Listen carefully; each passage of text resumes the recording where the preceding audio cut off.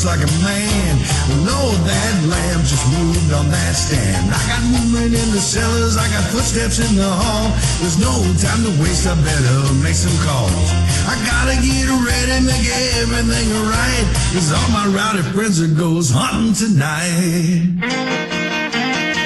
Hey, round up the team, let's get started. Hey, this is Brother Mike. There's a party and you're invited. We got the camera set, let's turn off these lights, 'cause all my rowdy friends are goes hunting tonight.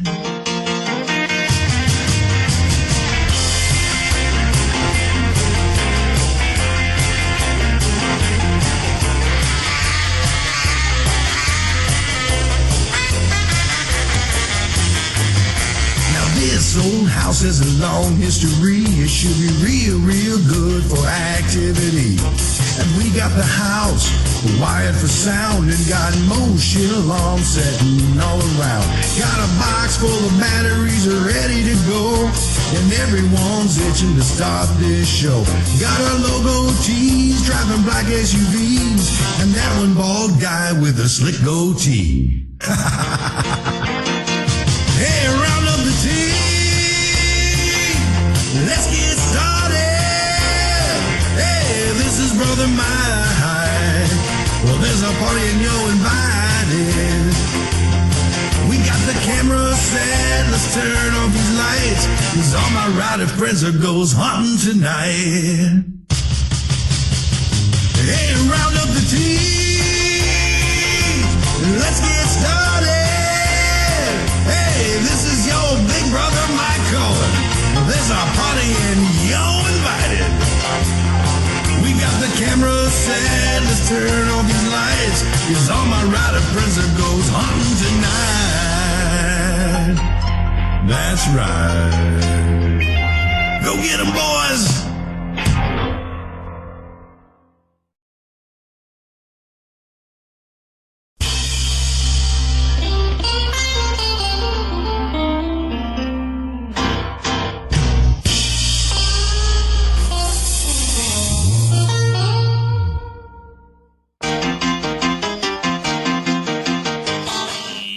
Welcome everybody to PEN. Welcome to Pema TV.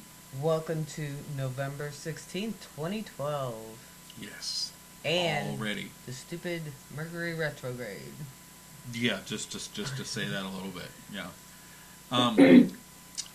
We're glad everybody could be here tonight. A couple of real quick things. We do have a link exchange program going on. I just want to remind everybody. Up above, you'll see a tab, one of the tabs that says links on the website. If you'd like to exchange links with us, just contact us here or find us on Facebook. If you've never heard of Facebook, down below the chat box, there's our social media buttons with every place that we are at. You can contact us at any one of those places, but please follow us. Click follow us. Yes, please click follow us because he's having a fit. Hey, it's not so much a fit anymore. It's a fit. Do have a whole bunch of new shows coming. We do want everybody to be safe next week. If you're traveling on holiday weeks, always be safe. You won't see us until after the holidays, so we wanted to say now, Happy Thanksgiving. After the holidays or after Thanksgiving? Holiday. I was going to say, we get a 7-week break and no one told me? I do. I don't know what you're doing. I'm just kidding. But yeah, everybody just be sure and travel safe this week. It's crazy out there. Yeah. Definitely nuts. And buy all the Twinkies you can. Because they are fixing to go up in value. I'm pretty sure on the Antiques Roadshow we're going to see some Twinkies before it's all over with. Well, the ones I liked are already on the Antiques Roadshow because I like the old banana ones. Yeah. But tonight on Pema TV, we are joined by some really good friends of ours, and unfortunately we haven't seen them in quite a while. We met them a little over 2 years ago at Scarefest. They had a booth. We tormented them till they left their booth. Yeah. And then we stalked them and bullied them until they became our friends. That's right. Go us. But tonight we are joined by Halo Paranormal, also known as Bret and Regina. Hi guys, how are y'all? Hey, how are you doing? How's it going? If I was a puppy, I'd need two tails. And I'd run over one of them. Yeah, yes you would. So how's it going up there, guys? We have been really, really busy. Very. Really? How are things in Texas? Busy. Yeah. Busy-ish. Busy's good. Well, it keeps me out of 7-Elevens at night. I don't know. I just got back from Frankenstorm, so I'm still trying to get over that. Yeah. I saw some posts where you were making some rounds to some pretty cool places. Oh yeah, it was a whirlwind tour. We flew into Philadelphia Friday. Saturday we were at Valley Forge. We were at Fort Mifflin. Sunday we drove up to Gettysburg. Monday we drove really fast back to get away from Frankenstorm. Ow. And then the next Sunday we went up to the Shanley Hotel. Wow. That sounds like a great trip. Oh, had a blast. She's a jet set paranormal investigator. She can't help it. I guess so. That's a lot of That's more wonderful- traveling than rock stars right there. wonderful locations.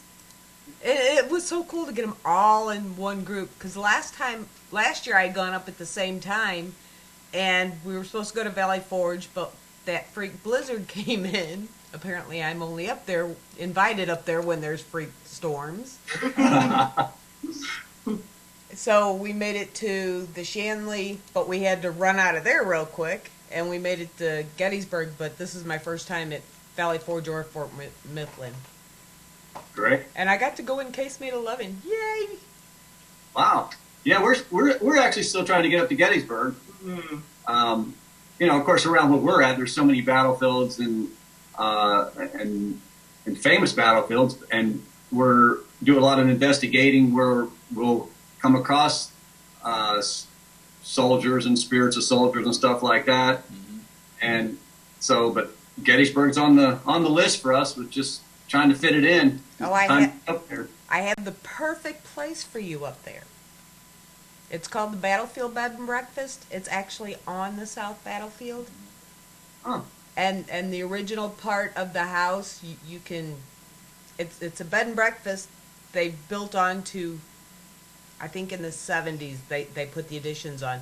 But you can still sleep in the old part that was built in 1809. I mean, it was taken over by the military and used as a hospital and all kinds of stuff. And we've got some cool stuff up there.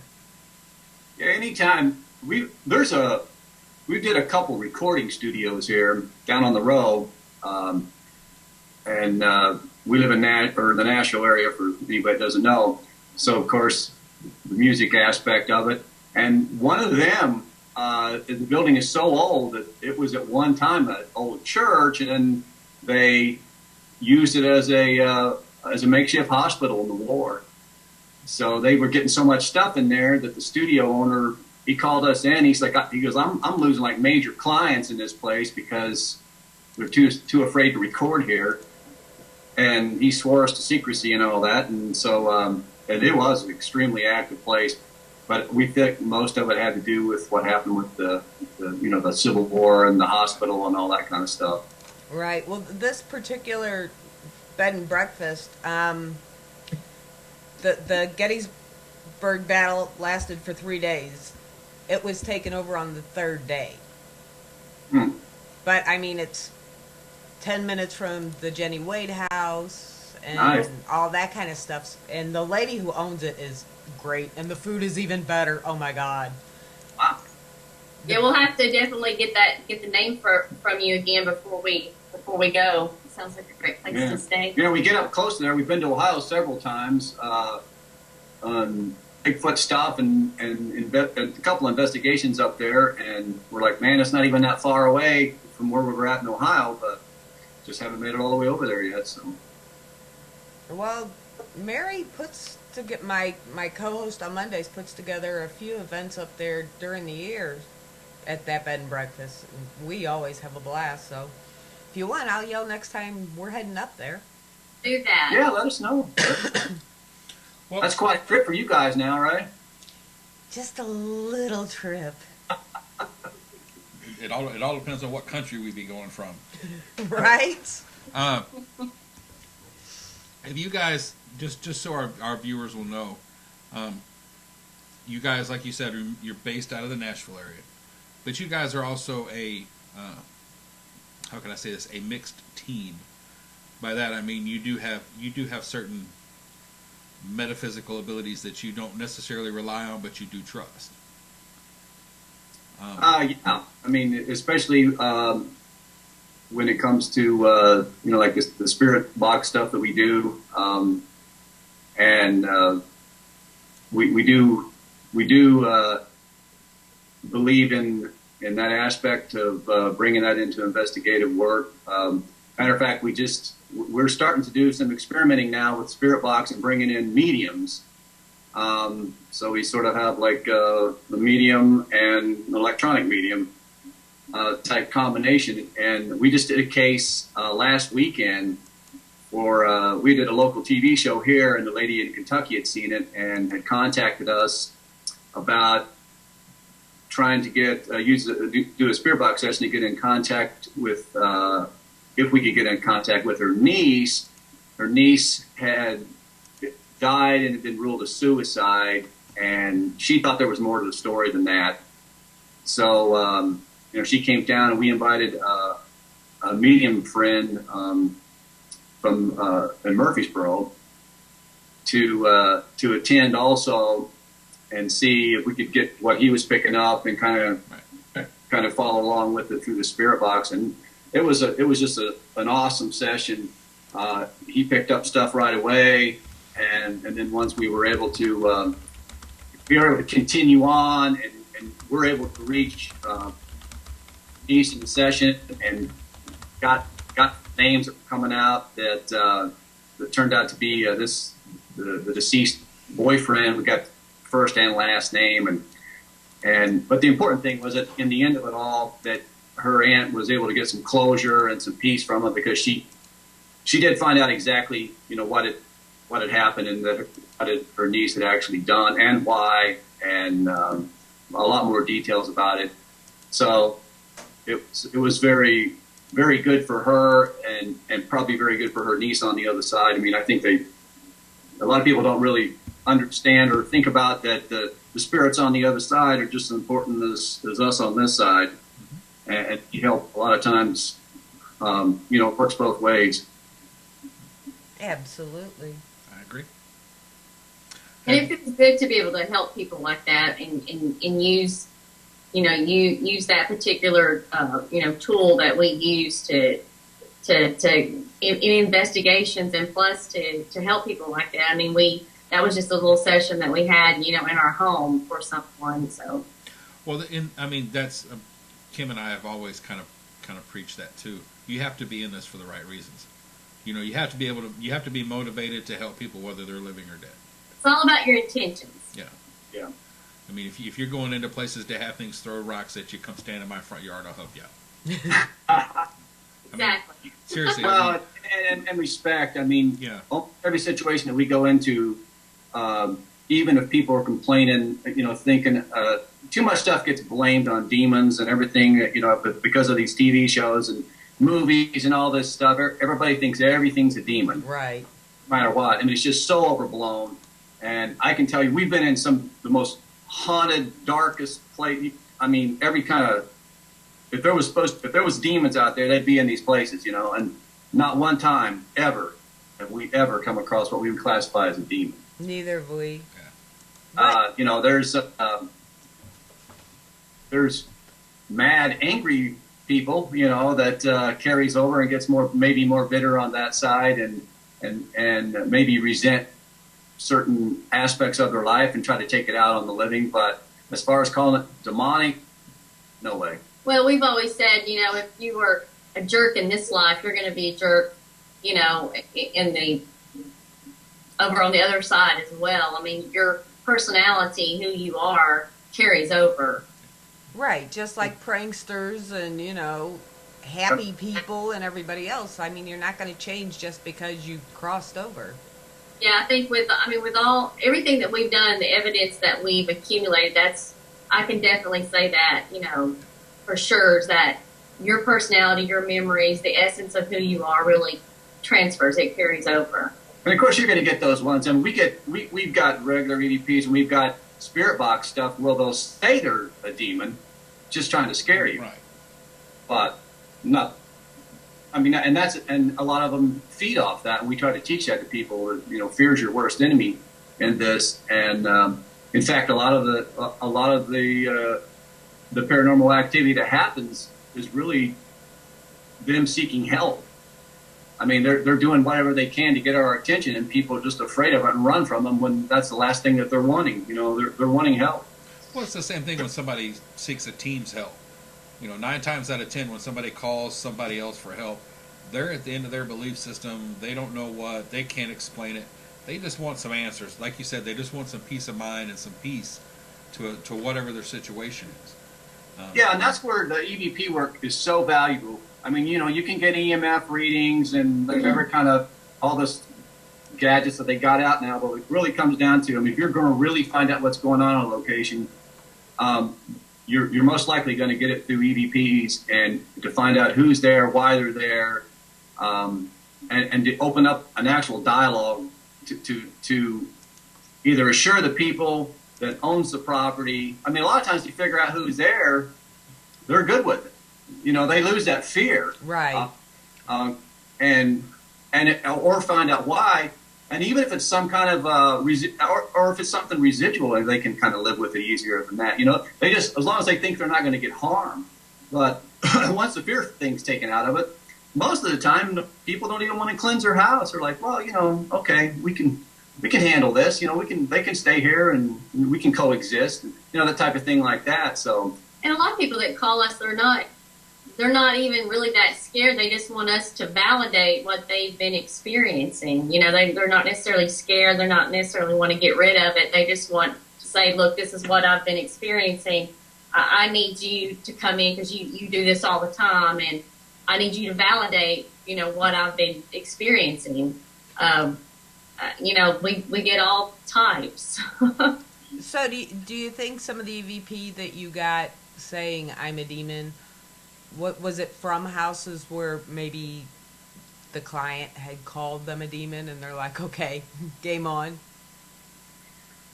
We mainly got them on the spirit box, which we just feel like they're just tricksters, just somebody that's trying to get us riled up and get us afraid, and it really turns out to be nothing. I mean, we did a house in Dall, Tennessee that was a really old farmhouse, and they couldn't keep tenants in there. I mean, people would, the landlord said they literally would, like, no matter what lease they signed or anything, a month, 2 months tops, or they just start all living in one room. And, I'm sure you guys are running across stuff like that where people get so afraid of what's going on, they all just congregate in, like, the living room and start staying there because they're too afraid to go in any other part of the house. And we had interviewed the neighbors, and they had said that they believed that there was some satanic worship going on in there. And we actually found an urn with ashes in it. It had been left upstairs. I kind of felt sorry for the person, really. I mean, it's like pretty disrespectful for that. But and when we were catching a lot of, a lot of times I can hear a lot of stuff and then catch it on tape, like clairaudient. And I had walked upstairs by myself and walked into a bedroom, and right off the bat I hear a very loud "get out," and I caught it on tape. And that's how the night started. But the house had a very dark energy to it, and you could tell a lot of negative stuff had been on in there. And you guys, I'm sure, like, the more that you do this and the more you open yourself up psychically, and doesn't mean that you're a psychic, but the more that you open yourself up psychically, because I really think everybody has psychic ability. It's just a matter of honing that skill and using it. But you can feel the energy change, and you can feel locations, like certain houses. And I remember doing a walkthrough a pretty famous bed and breakfast down in this area that's really, really old and has a lot of history to it. And I forget how many bedrooms it was, but on the walkthrough, we went through that with a friend of ours, and all three of us agreed on the energy in 3 particular rooms in the place. And at the end of it, the guy goes, well, that's just amazing. He goes, that's the 3 rooms where we're getting the most reports of stuff happening. So, you know, the energy changes and you can feel it. And the house up in Dahl, I mean, the whole place felt like that. I mean, you just walked in, it was like dark, dense. It was a heavy atmosphere. And so that kind of stuff probably did go on. And when we did a spirit box session in there at night, we got a lot of stuff like that was coming through. Dark forces are here, get out of here, you know, demons are here, all that kind of stuff. But it was just all trying to scare. I mean, that's the whole thing about it. I mean, a lot of people are just like, oh my God, there's demons in here. Let's pack up and run, you know? Right. Well, and that's exactly what they want. So we just never fall into that. I mean, we've caught stuff of children saying that. It sounds like child voices saying it. But a lot of times it does come through the spirit box. And most of the time we just take it like it's just the fear factor. They're just trying to scare you. And we don't do this without a guide, and we don't recommend anybody doing it without working with somebody on the other side. We take a lot of precautions. Yeah. Yeah, I have a ton of stones and pendants and da-da-da-da-da. But actually what I was trying to say, and my mouth doesn't usually work as fast as my brain, or vice versa, I'm not sure how that works, is do you think that maybe the client or a friend of the client or whoever has said demon so many times that when you guys came in, you're getting it on EVP, you're getting it on the ghost box, whatever, because that's what they think they're wanting to hear? I think that's a very good possibility, especially if it's a location where there's spirits in the house and they really do want the people out. And they hear these people say that, so they're like, hey, well, let's play up on this, you know. Right. We're going to be demons, so they'll leave. Just like you would in life. Yeah. One particular location here in Lebanon, the residential home we did, perfect example. We could not, this particular person really felt like there was a demon in there. We got no evidence to back that up whatsoever, but we couldn't change this person's mind. You know, they were convinced that it was a demon. And, you know, the only thing we caught were just past homeowners who had died there, and they just didn't want to relinquish the house. So, but, you know, sometimes you just can't, you can give your, you know, opinion and tell the people what you found, and sometimes they just don't want to believe it. We had a good place up in Lebanon too. The Cuz's Antique Mall. Oh yeah, that's a great place. And just for the record, that is not a Yeti head in the window. I've actually checked it out at it. I didn't think it was either. Well, Sterling, the guy who owns it, his dad had passed away a few years ago, and he had us in a few times, and he's all into this stuff. So if you guys want to go check it out, just go talk to him. We walked around in there, and while we were walking around in there, we were like, man, this place it was almost like you could feel stuff. And I mean, I tend to believe that sometimes, you know, things can be, you know, drawn to an object. So you've got all those antiques in that very old building. I just think there was a lot of energy. There was a lot of stuff going on in there. I would love to get in there and investigate. Oh yeah, Zappos would have to back up a semi at Cuz's. Talk. Absolutely. Talk to Sterling. He has no problem with it at all. And the last time we were there, actually, one of the girls who was with us, Cynthia, you met Cynthia at Full Moon. Yeah. Mm-hmm. She was walking around, and the way it's set up, there's this. You go down the back alley, and there's this little door you can go into that sneaks straight up into Sterling's dad's office. Oh. So she started calling him a player. Oh, you got your women sneaking in the back, do you? I mean, she was playing around, but at the end of the night, everybody packed up everything and went out, and I was the last one to get all my gear together, and I was heading out the door. Sterling's sitting on the opposite side of the door watching, and this foot trolley moved. I did not touch it. He witnessed that I did not touch this thing, nor did I touch the door. All of a sudden, the floor trolley takes off, and one of those great big swinging doors smacks me clear in the elbow. And I turned around, looked at Cynthia. I said, "You started this." Wow. And I made her promise never to call the man a player again as long as I was in that building. Yeah. We get in there, I'll make sure not to do He has some very, his father had a very eclectic eye for antiques. Yes. There's a lot of, well, there's no other way to say this, there's a lot of fertility stuff that's in there, whether it's Asian or African or European. Yes. Yeah, we noticed that. Yeah, I think the last time we were in there was that gigantic statue of the American Indian. You remember that? Yeah. Mm-hmm. It was, I mean, just something so unique that I've never seen before. I don't even know where you would put something like that. You'd have to have a palace to. Did you guys happen to check out any of the stuff that was in the cabinets? Yes, it's been so hard to fit in there. Last time we were there, he actually had one of the look into kind of They're display cabinets.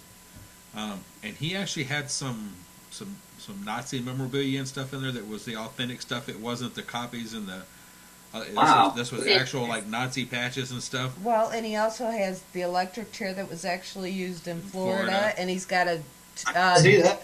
He's got a coffin. And Acquired that since we were in there. He's got a coffin in the back Mm-hmm. from someone who was brought back to the U.S. from Asia, and it was just a transfer coffin. Yeah. He's got some. Like I said, if Zaffis ever showed up there, he'd have to back up a semi because there's. It makes me want to get in there even more. There's some very interesting energy. I will say this: being on that square, and if you go on a weekend night, it's small town USA. All those kids have to do is ride around the square. Audio gets a little sketchy sometimes. But luckily, it's starting to get cold. Yeah. Well, then you know. Yes. Yeah. We actually just did the historic house up there, the Buchanan House down on Main Street. You guys have probably passed it. It's really Victorian. Looks kind of like the Addams Family house. Yeah, right. It's very noticeable. It's over by Sonic, and we've been there twice. Fabulous place, and they're going to be on the My Ghost Story show, and be using a lot of the evidence that we got there. So there's a lot of historic places there in Lebanon that's around that I'm sure got a lot of activity. And we lived real close to there for several years, but we kept getting these cases in Alabama, and, Right. like Kentucky, Ohio, even up you guys' way. Say, we used to live in St. Louis, and we're like, oh man, what's going on here? How come we can't get that many calls from I know we're actual always hometown? driving somewhere really far. We couldn't get anywhere close. Yep. Right. But we had done the research on the building that the antique mall is in, just because I'm nosy that way. I must mention the lady over at the archives. Don't tell her what you're there for. Tell her it's family. Otherwise, she will ignore you and be so rude. It's not even funny. But we also found out that where Cuz's Antique Store is now was actually the original market in the 1800s, and that the owner was murdered on his way home from work. Oh, very interesting. But the best I can do... It gets better. But yeah, apparently it was a 16-year-old mulatto who was in charge of this gang of older white gentlemen. What? Yeah, and he ordered the murder, and he was actually convicted of larceny 2 years before the murder and was supposed to serve 5 years and didn't. The year before this murder, he was convicted of murder and sentenced to life in the state pen. Wasn't there when he committed the murder. When he committed this one, again, sentenced to life in prison without possibility of parole, and 10 years later was still on the census in his mother's house. How So, did that that's happen? justice. Well, and You this tell is- me, and we'll both know this puzzle. And for a lot of people that might not know what the terminology is, mulatto is a Mixed race. mixed race. But needless to say, in 1886, when this murder happened, mixed or anything but white would never gotten away with murder. Period. Unless his dad. Or leading a team of older white men. Right. He was 16, and the youngest out of the group he was hanging out with was 19, and they went up to like 26, 27. Makes you wonder what kind of power he had over these people. Or who his dad was. Yeah, who Daddy was. I think it had a lot more to do with who Daddy was. Oh, okay. Very interesting. And like Kim said, the way they got treated when they went to look for the archives, because the lady in the archives was in her 70s. Yeah. She's still trying to cover up the black eye for the town. Yeah, we We did a case in Lynchburg that was very, very similar to that. Prominent family, and the whole town was covering it up. You couldn't even write this stuff if you were trying to make it up. And right. This guy, one particular guy, because he was the son of this family, it was some really disturbing stuff. And it wasn't. That was one location that you walked into and you felt a lot of like really negative energy and vibes, and it wasn't from whoever was dead in there. It was from what the living had done. Absolutely. While they were alive. Yeah. Well, when you go through the history, it says he was sitting over here at the Flying Jenny Saloon, and I asked her, I said, can you tell us where that was? Oh, it didn't exist. Wow. No, I have the history. It says it should be right. No, it wasn't there.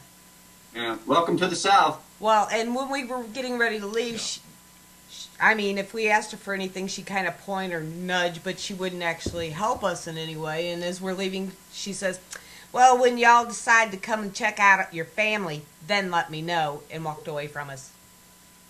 Oh, wow. My goodness. And bless her heart. Yeah. You know what that really means, right? Oh, Yes. Yes, ma'am. Well, it yes, depends. I do. Yes, ma'am. There's a southern version, and then there's the really southern version. That was the really southern version. Yeah.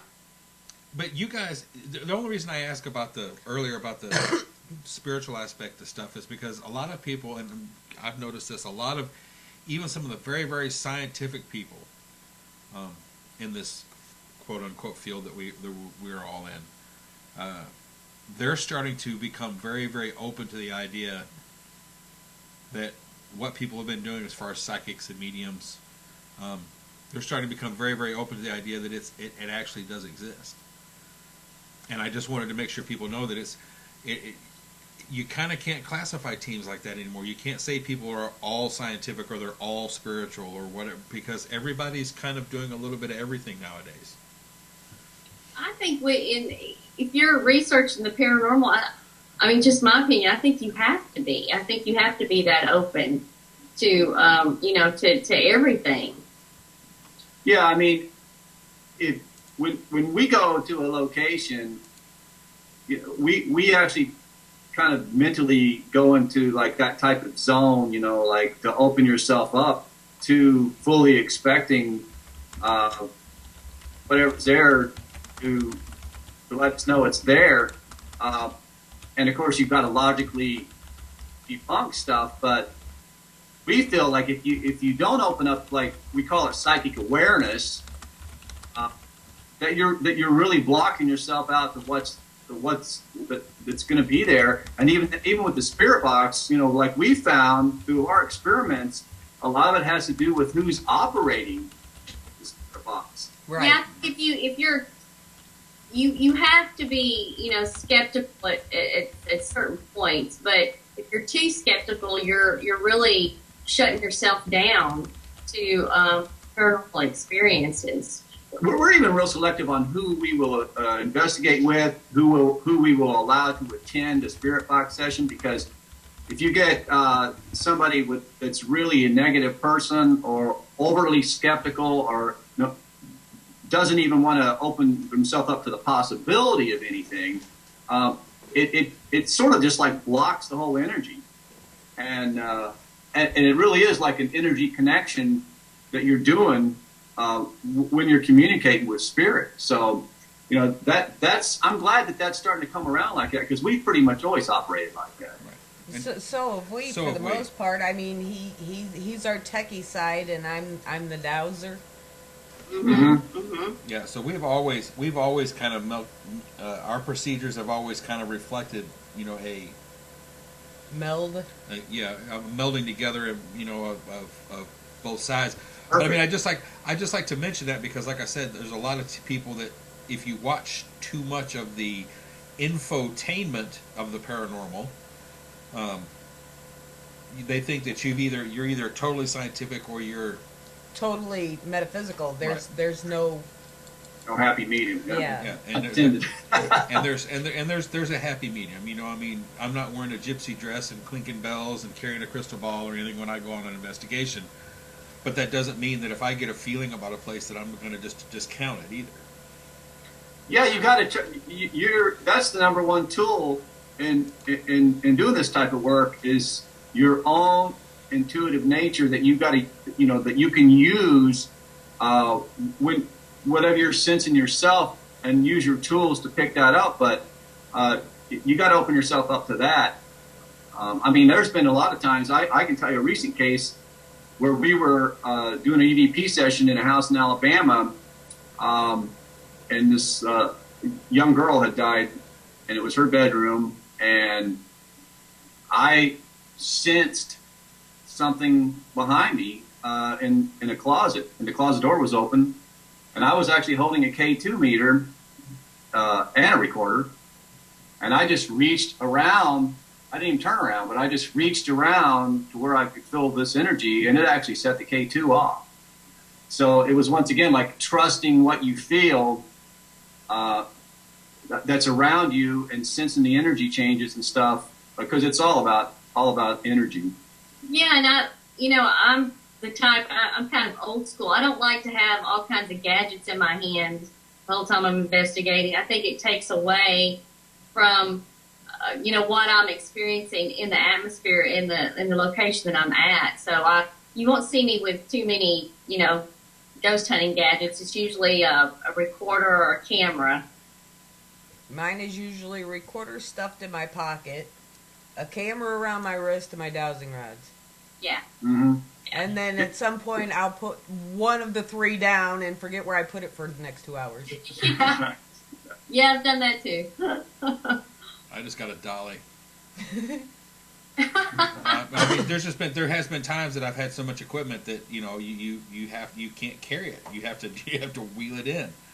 But then there's other times, and some of the best evidence we've ever got, like Kim said, is you go in there, you've got a flashlight if you need it, and a digital voice recorder. Yeah. Yeah, I think it just it keeps me more in tune to what's going on around me rather than me sitting and looking at something the whole time. Right. It just keeps, I guess, my intuitiveness keeps me open to what's going on around me. Well, and you're spending so much time juggling and trying to. Well, I need the camera, but here, let me put this in my pocket. And yeah. I think you can miss stuff. Oh, absolutely. Yeah, it breaks the flow of everything. I mean, like once you start to kind of get into that zone and you start having to start messing with the equipment and something doesn't work right, or something, I mean, your whole mindset changes and your energy changes from it. So it is very disruptive. We try to keep it pretty simple, and we've been pretty successful results doing it that way. I mean, we will try something when it comes out, or... And we have a few things that are on our wish list, I mean, that we want, but, we're not going to be the type that come in there with just, 200 different things. Right. Yeah, most of my stuff fits in a very small camera bag. I mean, we brought in, we've made, Aeroq CDs and stuff like that where we brought in and, we played stuff, depending on the situation. Like we did a hospital where we brought in some stuff and a bunch of hospital sounds, and it was effective. I mean, it worked.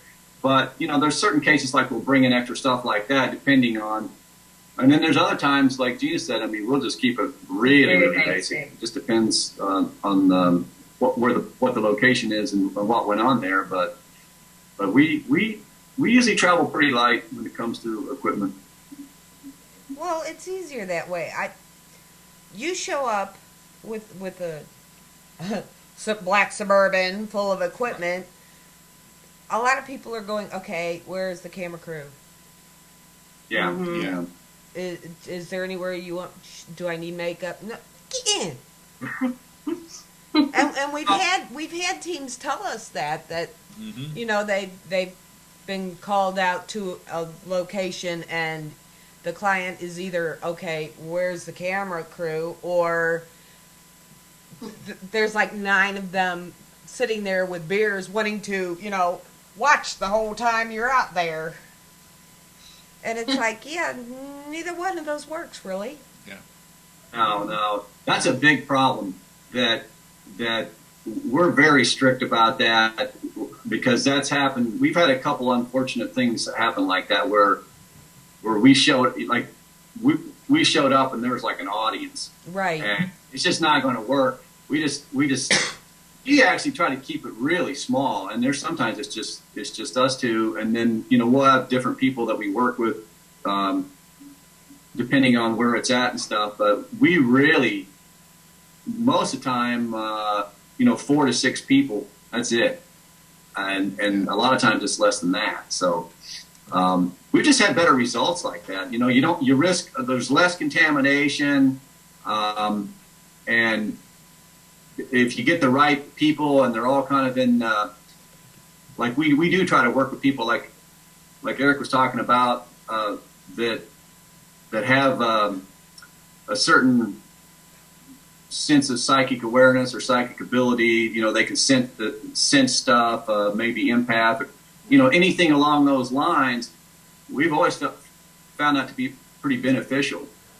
Granted, there's always those people out there that claim to be what they're not. Right. You can usually pick those up pretty quickly. And sometimes the number of people that are with you, that can change on the size of the location too. If you're in a Right. 40,000 square foot hospital or something, you could actually have more people because you could be in different locations at the same time. But for the smaller locations, 6 people's plenty. Yeah. For us, anyway. Yeah. 4 or 5 usually. Yeah. Yeah. Yes. Yeah, I've always been very, very curious. I understand that there are some groups that are in total large, but they don't show up in large groups. We know several groups that may have 12 or 14 members, but because of wherever everybody works, not everybody can be there all the time. So normally there is 5 or 6 at the most that'll show up at a location. Yeah. But if you, like you said, you're going to go somewhere, you need 14 people, you got them. But Sure, there's a lot of groups like that. But then, I think one thing that Kim and I have started to see in the last year or so is there's a lot of people that are just like the 4 of us. Yes. You break it down, unless it's just you just need the people for the place, you'd almost just rather go just the 2 of you. Yeah. Yeah. Or maybe one or two more people, maybe 4 people, but that's it.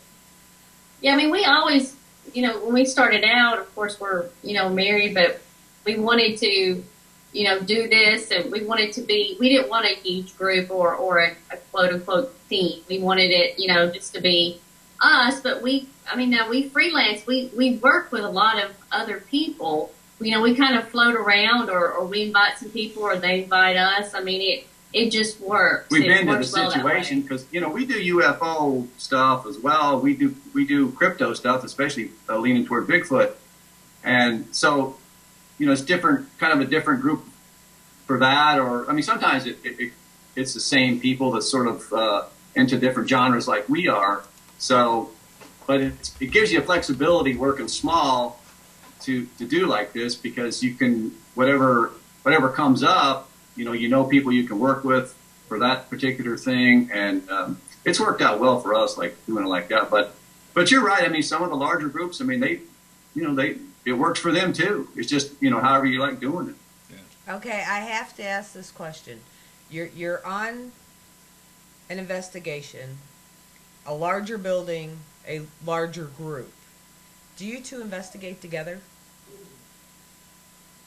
I mean, it's not like a rule for us. We're usually together, but I mean, we've been broken up into groups before, separated. We've been fine with it. So we're the strange ones. Well, yeah. Eric and I, Very rarely. unless it's a very small place, we don't investigate together. And it's not, I don't want to investigate with you. It's just we do completely opposite things. And as soon as we get everything set up, we just take off opposite ways. Yeah. And I will say that we get our best evidence when we're together. It seems like, like whatever energy we have going seems to get stronger when we're together. And, anytime we've ever caught either a great photograph or got a large number of great EVPs, it does seem like it's times when we've actually been walking around like practically beside each other. So, it's normally we're on the same page with whatever our thoughts are or whatever we're picking up. I think we're usually like right there, thinking the same thing. So, that may be, we just kind of bounce ideas off of each other. But there's been times, we did one investigation where they had an enormous amount of cats that had been in the location, and Gina is actually very allergic to them, and poor thing, she had to sit outside almost the whole night. And we've got to the point now where we bring masks, just in case, because these old buildings are mold and the dust and stuff.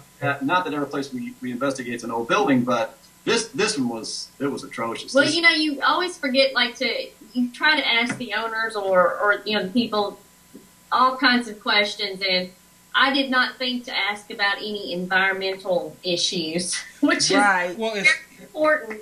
Well, And we get into this house, I walk in there, and this overwhelming, it smells like 20 cats have been in there, and I'm talking, where they urinated everywhere on old wood floor, so you can imagine how it's soaked in.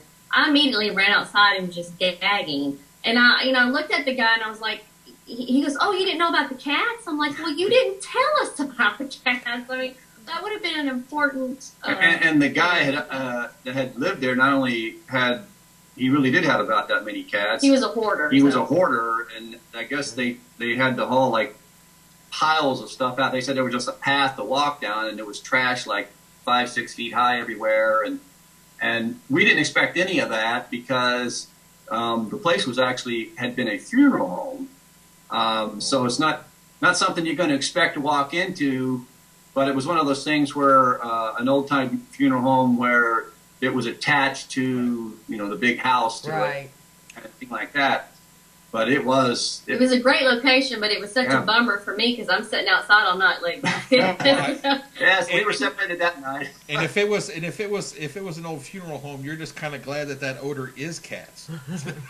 There was no denying that it was cats. Yeah, but that's true. There's no polite way to walk up to somebody and say, "Okay, no, we'd love to come help you, and we can bring a few things, and we'll see if we can validate what you're experiencing." But oh, by the way, do you live in filth? There's no polite way to ask that question. No. And he didn't bother to tell us either. So. I would definitely put that on your list. Do you have pets? That way you can say, if you have dogs or something, maybe you could, get them out of the house so we don't hear the barking. Right. Just. Or how many? Yeah. Well, this place was vacant. They had cleared all this out, but They this just was watched just This is just where they'd had so many cats there, and they would have had to have burnt the place down to get the smell out. Yeah, there was the smell claw out. marks up the wall 6 feet high, and it was wood flooring, and of course, they literally had to have ripped all the wood flooring out. It was just, and the guy was talking about turning it into a bed and breakfast. I'm like, man, you're gonna have to put a lot of bucks into this thing because you practically have to rebuild it. Maybe if he did a bed and breakfast for just cats. The cat hotel. That would have been perfect for just cats. It would have worked. Yeah. The cat condo. Yeah. But no, to our defense, usually when we're on the larger investigations, we have the techie side and we have the met aside, and then we have somewhere in the middle to where we all kind of blend and meld. Mm-hmm. But he has a tendency to take off with people like Tommy Golden, Tim Rancorn, all them, and go play with lots of blinky lights and cameras Not so much and blinky lights. It's got to have batteries. spinny stuff and, you know, remote control whatevers. Well, usually whoever we work with, you know, there'll be some techie person there. So I mean, I think like you said, it all works. We all find, you know, a middle common ground. So Right. But at the larger locations, I mean, that is a good thing a lot of times with that, because you've got the ability to do that without really, I mean, you got the room to do it. And so it just depends. I mean, we set up at a hospital, we set up a ton of equipment, and you know, it's more time consuming, of course, but you know, you got so many more opportunities to catch something. and you got more areas to cover. So Yeah, we had cameras like everywhere. So and we did. In fact, one time we went down there, we pulled out like all the stops because the place was just so large. And it's not Old South, by the way. If you're I wasn't going to ask. if you're thinking that, no, this is a place that nobody really knows about, and They're holding that on us. And I believe they did tell us about it at Full Moon, if I'm not mistaken. yeah, probably did. Yeah. So and you know, it's a great place. It just unfortunately needs a lot of work, and you know, I mean, at one time we'd actually thought about starting to run it, just like they're doing out at Old South, but it just needs too much work. It's unfortunate because it's extremely haunted place. I mean, it is a great location. It's never failed, and we just got a ton of stuff out of there. But then again, you know, I mean, those kind of places, hospitals, and are probably some of the best locations that there are. Right. Well, they're like train stations for the other world? for the spirit. I mean, That's because what- you're coming in. When you're born there, most Americans nowadays are born in a hospital. Most. Part of my ring. Oh, I thought you was worried about him being alive. No, He's kicking. my ring popped. a lot of people die there. And then most everybody dies there. And then you've got so many traumatic experiences that happen, even if somebody doesn't die there. You know, people are coming in terribly sick or in a car accident. I mean, there's just a lot of energy that hangs out in there and stays there. Even people that had worked there. I mean, two different areas of the hospital we went to, while the place was still open, they were seeing a lady that had worked in the cafeteria there. I mean, other employees, doctors, nurses, and then there was a doctor that had worked there that had got murdered, and they were still seeing him up in a lot of the areas of the hospital. And you know, I actually witnessed that. We were at a nurse's station and seen you know, this misty form come walking down the hallway and went right into the elevator shaft right in front of me. And later found out that there had been reports in that same area of that same type of thing happening, and they felt there was a nurse that had died and worked on that floor. So you got that aspect of it too. I mean, people that's just so their life was there. They would spend so much of their life working there and everything. And Well, I think we got intelligent and a lot of residual there. Yeah. I think you get both in a location like that. I don't know. We get all kinds of craziness. Yeah, we've with a lot of what we've got and a lot of what we've experienced. Kim kind of came up with it about a year ago. I'm not so sure that the two of us even actually believe in the whole term of residual haunting anymore. And the only reason I say that is because we've both been through times in our lives where we've become very habitual, where you're getting up at the same time, you're going to bed at the same time, You're making showering the at the bed same at the time. same time. So I think it's the same on the other side. I like to give credit to the other side. I don't think you can. I think it's the same thing. I think it's somebody going through their life, but I think they're still. My issue with residual is most of the buildings we go into are 50, 75, 100, 200 years old. If the wall is going to hold the energy, you would think it would hold it of everybody who's been in there. Right. Not just one person. So us walking in would be like walking into a rock concert. It would be so full.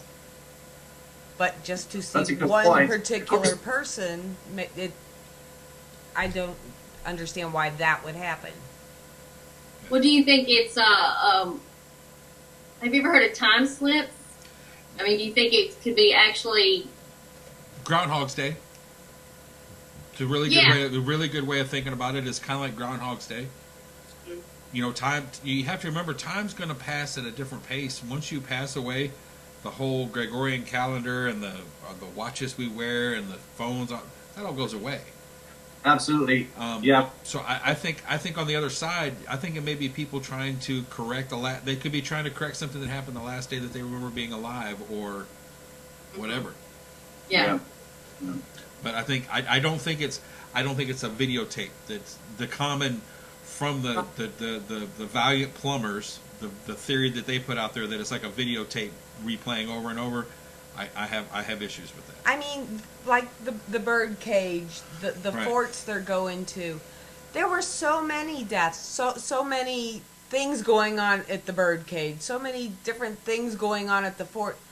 Why would it only get the lady dusting? Why would the only residual reel be the lady dusting the mantle? Why would the only one be the lady walking down the steps? To me, that makes no sense. Yeah, most of the stuff that we've experienced and caught has been intelligent. I mean, we haven't really ran into that incident I just talked about. Could possibly be something like that, but most of the stuff that we've caught, it does seem to be like intelligent interaction. Right. So I mean, actually, we got a pretty profound EVP at that hospital. I was looking down the hallway and actually seeing like a shadow person. I could see the legs like moving, walking from one room directly across the hallway into another room, just from the ambient light coming through the windows and stuff, and went after it. And a friend of ours, Brent Rains, his wife was the closest to me, and she started walking along there, and I went into the room where I saw it go into, and started talking to it, and so did she. And she says, "Well, do you need any help? Is there anything we can do for you?"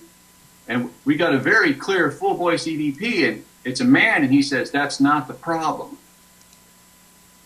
So it was like an EVP to really get you thinking. Right. But I mean, to me, I would just think if the wall's going to contain your energy, it's going to contain everybody who's been in there. Yeah. Well, that would make sense. Yeah, I think, people talk about residual, but I mean, these are just theories. It could be exactly what you're describing, where they're just trying to recreate what they did every day. I mean, like if we see a spirit at the hospital travel down the hallway and go into an elevator, I mean, of course, this place it doesn't work anymore, but Right. obviously they're recreating something that they did every day. Maybe that's just, something that they're trying to do to remember or to feel like they're living again. Well, and I mean, if they're crabby or pranksters or whatever, who's to say they're just not ignoring you? They're just not interested. I mean, some of these locations, there's been hundreds of teams in there. Maybe they're bored. Yeah. Oh, I absolutely agree. I think, and that's why sometimes I don't want to go to a location where I know 200 other people have been. I really think there's something to say about walking into a place for the first time. Right. I think it's you can almost feel a different kind of energy. And I'm saying that from just having gone back to a location multiple times. It even starts feeling different. Well, when continue to go back. We think, a few of us anyway, think that, if you go to a location multiple times, they get comfortable with you. Yeah, So I agree. So, True. I mean, that's also a two-way street. I mean, they can either get comfortable enough to where they want to tell you what's going on, or they get comfortable enough with you to where they just don't care that you're there anymore. Yeah, they're like, oh, it's just you. Yeah, actually, that hospital's another case in point. I got an EVP walking down maybe the third time I think that we had went there, and says, "Hello, Bret." You know, it was just like they obviously had heard us talking when we were there before, knew my name. Matter of fact, we had got several EVPs of the so-called cafeteria lady that had told us that this was her place, and everything. You know, obviously she felt that that particular area was her domain, and we caught one there. You know, that she clearly said that she goes, "I know you." Right. And it was a situation like that. So sometimes they'll talk to you more because, like you said, they feel more comfortable, and other times possibly they're just bored that you're there again. It's like, well, just go hide somewhere. Right. Well, we've talked to them before. We're done. Yeah, you've heard my story. I'm out of here. See you. Yeah. Because everybody goes in. That's a problem with like these a lot of these pay to investigate. I hate the term ghost hunt, you know, me hunt, too. you know, type thing. Because we tell people all the time, like, you don't have to hunt. They're everywhere. Right. They're all over the place, and you just aren't aware of them. But that they if you were stuck in a place or a choice, and the people go in there, they're just saying the same thing over and over and over to you. Pretty soon it's going to, I don't know about you, but I would just say I'm meeting these people. I'm not going to, I've asked this question 50 times, 500 times before. Well, that's why a lot of people like to go in cold. I like to go in with the information. That way I can ask if so-and-so is here. Because standing there going, is anybody here? Well, you know, you could have 6 of them standing right next to you going, shh, don't say nothing. Let her. Can you turn off my flashlight? Oh my God, can you turn off my flashlight again?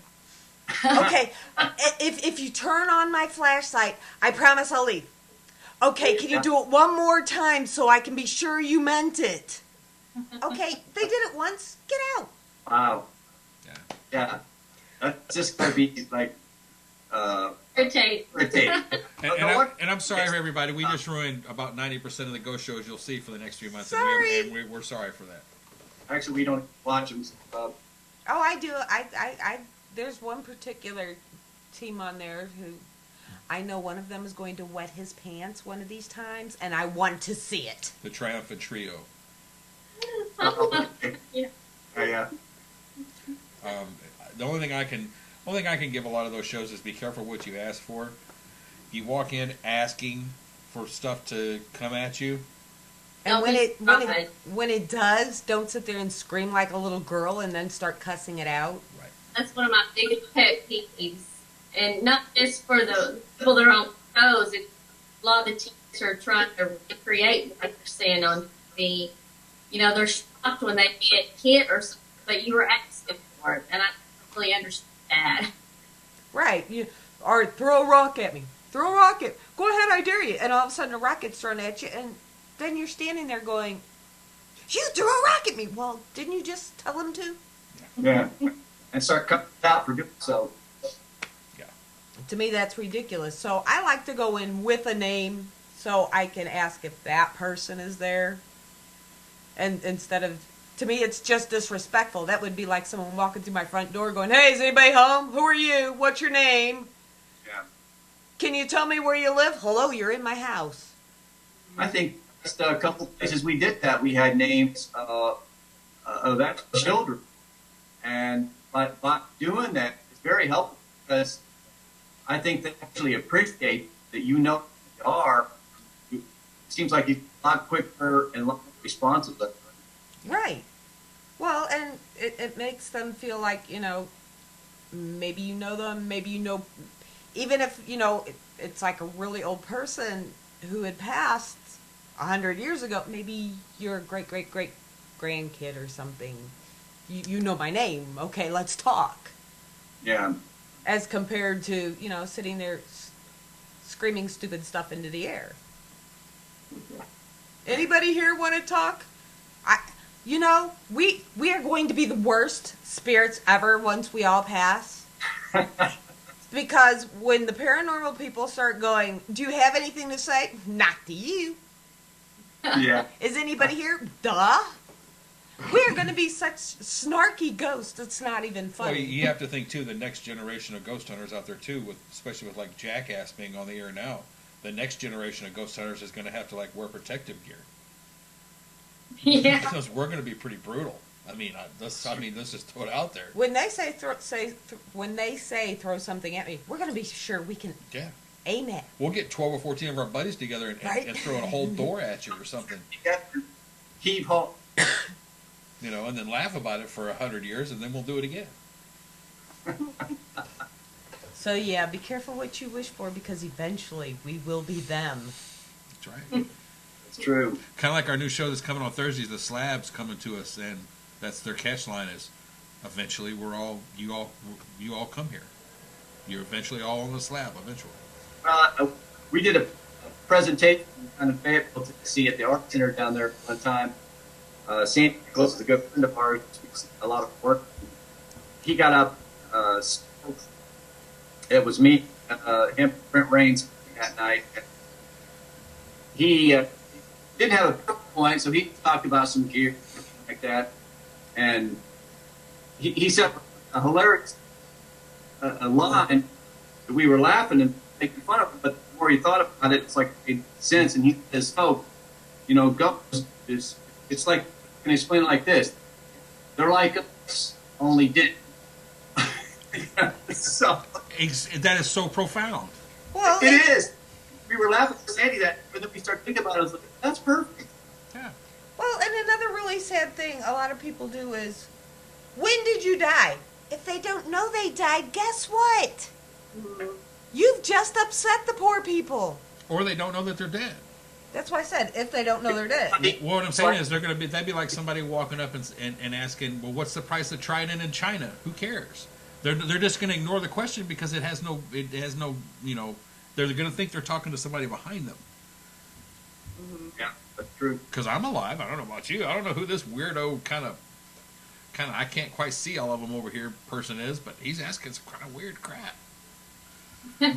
Give him $1, maybe he'll go away. He wants me to touch his flashlight. I don't understand it. Maybe that's why I got paid a dime at Fort Mifflin, to make me go away. You know? I got to Yes, shine a nickel. it makes you want. They don't think we're the ghosts. That's exactly what I say. Well, or do they only see us like some of us see them?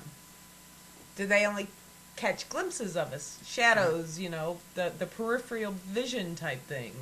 Very good question. We all assume that they can see us, they can't see them, and it may be exactly what you're describing. Well, we did experiments, like even the spirit box, where we've held objects up, or, you know, one in particular, just Gina and I were doing a spirit box at home, and she said, "What color shirt is Bret wearing?" And the response was, "Don't trick us." And the reason it said that was I didn't have a shirt on. So they obviously could see us, and I didn't. But can they see you, or did they touch you and you didn't realize it? Well, they could have. I mean, we've had read stuff that we did cue cards and put stuff up, names that you're not going to hear on the video, like Billy Obscure things. Right. And Jebediah. one time we did it with Rains, and we had him write it down, and he was writing down UFO investigators' name. You know, people that maybe living in or just Random stuff, and they were getting the names and stuff. So it seems they can definitely see us, unless they're just reading our minds, or, you know, that we're looking. They knew what he wrote down because he thought about what he wrote down. Maybe once they get to the other side, they all become clear everything, and they don't have to see us. They just sense, you know, everything that's going on. We don't know. Like I said, you know, you got 100% correct. The time doesn't exist in the dimension, and it seems like, you know, the past, present, future all exist at once. So it's easy for them to talk about a past that they seem to know about it. Of course, they know the present, and we've had them predict future events, actually warnings to people that, so they do seem to be able to perceive all that at once. Yep. I would agree. Yes. Yeah. Okay. Yeah. Okay. We gotta go, guys. No, seriously, I've got another radio show I do here in about 50 minutes, and as much as I hate to cut this off, we really do. Yes, and I unfortunately have a 17-year-old whiner over there going, "Hello, you've been my time," Yeah. because he can't find the back door anymore. But thank you for having us on. I really enjoyed talking.